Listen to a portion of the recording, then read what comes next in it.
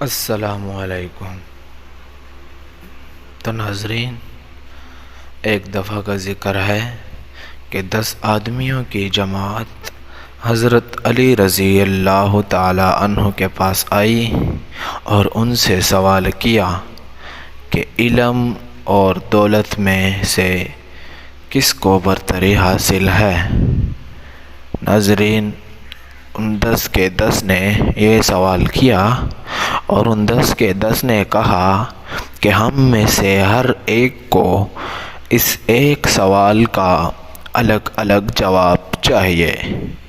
ایک سوال کا ایک جواب دینا تو بہت ہی آسان ہے، لیکن ایک ہی سوال کے 10 الگ الگ جواب دینا بہت ہی مشکل ہے۔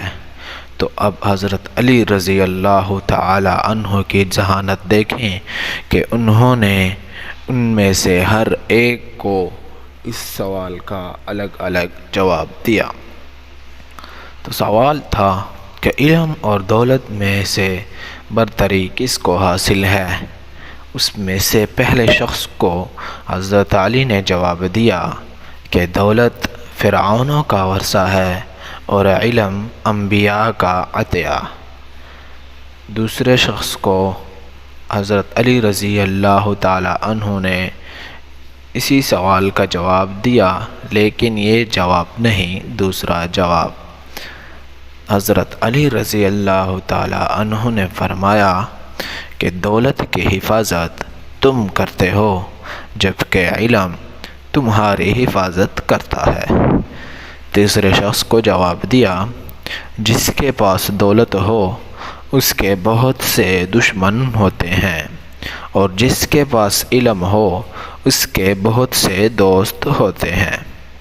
چوتھے شخص کو جواب دیا کہ دولت بانٹ دی جائے تو کم ہو جاتی ہے، جبکہ علم بانٹا جائے تو بڑھ جاتا ہے۔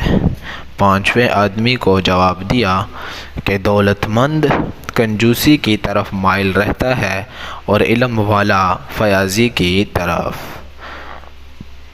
چھٹے آدمی کو حضرت علی رضی اللہ تعالی عنہ نے جواب دیا کہ دولت چرائی جا سکتی ہے، جبکہ علم چرایا نہیں جا سکتا۔ ساتویں شخص سے کہا، دولت محدود ہے، اس کا حساب رکھا جا سکتا ہے، علم لامحدود ہے، اس کی کوئی انتہا نہیں۔ آٹھویں کو کہا کہ دولت وقت کے ساتھ کم ہوتی رہتی ہے، لیکن علم کبھی نہیں کم ہوتا۔ نویں شخص سے کہا، دولت سے اکثر دل اور دماغ پر سیاہی چھا جاتی ہے، علم سے دل اور دماغ روشن ہو جاتے ہیں۔ اور 10ویں شخص کو بھی اسی دولت اور علم میں سے برتری کس کو حاصل ہے کہ جواب دیا، لیکن ایک الگ انداز سے۔ 10ویں شخص سے کہا کہ دولت نے فرعون اور نمرود جیسے خدائی کا دعویٰ کرنے والے پیدا کیے، جبکہ علم نے انسان کو سچے معبود سے متعارف فرمایا۔ تو یہ تھی حضرت علی رضی اللہ تعالی عنہ کی ذہانت کہ ایک ہی سوال کا جواب 10 الگ الگ شخصوں کو دیا اور 10 الگ الگ جواب ایک ہی سوال کے دیے۔